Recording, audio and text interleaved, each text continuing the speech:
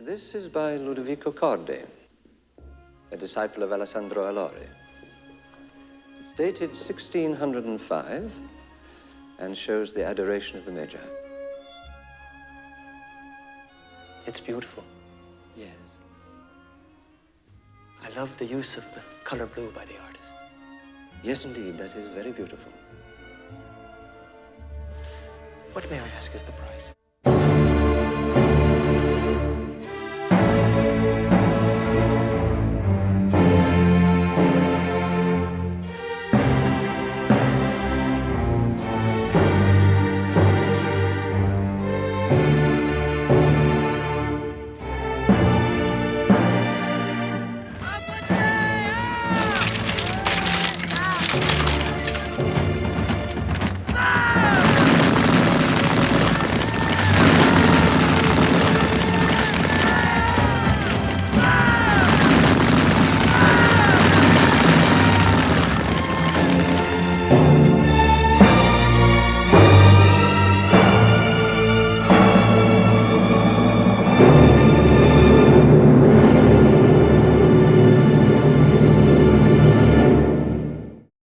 He was obviously always a step ahead of me. And he called me once. I remember I was at Warner's, and he said, I think it was around the time he was getting ready to do Lyndon. And he said, do you have any of those special BNC cameras that we used for rear process? I said, why? He said, well, you know, I sort of sentimental reasons I started out on them. I'd love to buy one from you if I could get one. So I called the camera department and I said, do you have any of those? And they said, yeah, we've got a couple of those. I called Stanley back. I said, yeah, I've got a couple. He said, I'd love to get those cameras. I mean, I just, you know, admire the workmanship. So I said, great. So I sent him off one of those, or maybe two of them, I can't remember. About 6 months later, Gottschalk, who ran Panavision for us, and who was a sort of certified camera and opticals genius, called and said, why are you sending those rear projection cameras to Stanley Kubrick? I said, because he asked for them. I mean, they sit down there. We don't use rear projection anymore. We're doing front projection.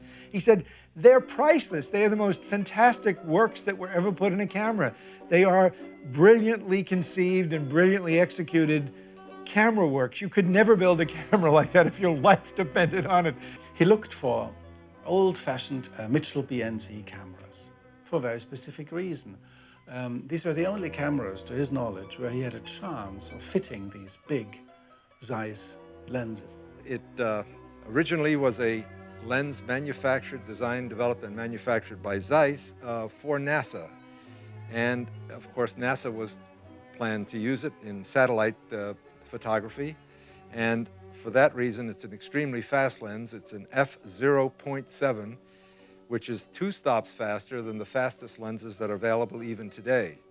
Of course, Stanley's intention for these lenses was to shoot the famous candlelit scenes in Barry Lyndon, and that being the case, he shot with the lenses wide open, f/0.7, and as a consequence of that, he had practically no depth of field at all. And it was quite a chore to do it, but of course, the images were absolutely gorgeous.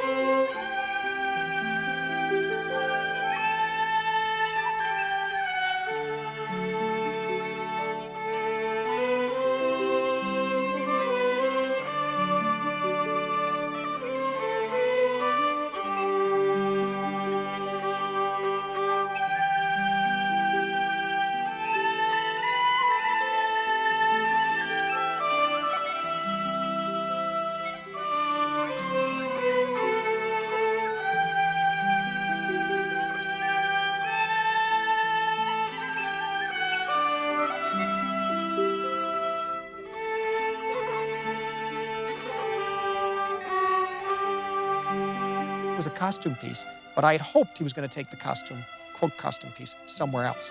And he took it back in time. And the use of the zoom lens is very interesting because you would never do, who would think? You used a zoom lens in the past, never. No, the zoom lens flattens it out like 18th century painting. And the movement, the body language, and the use of music, and again, the editing of the film. How transporting that moment is when Ryan O'Neal gives a wonderful performance, and Marissa Berenson, as he meets her for the first time, kissing her on the balcony with the music and how his body moves.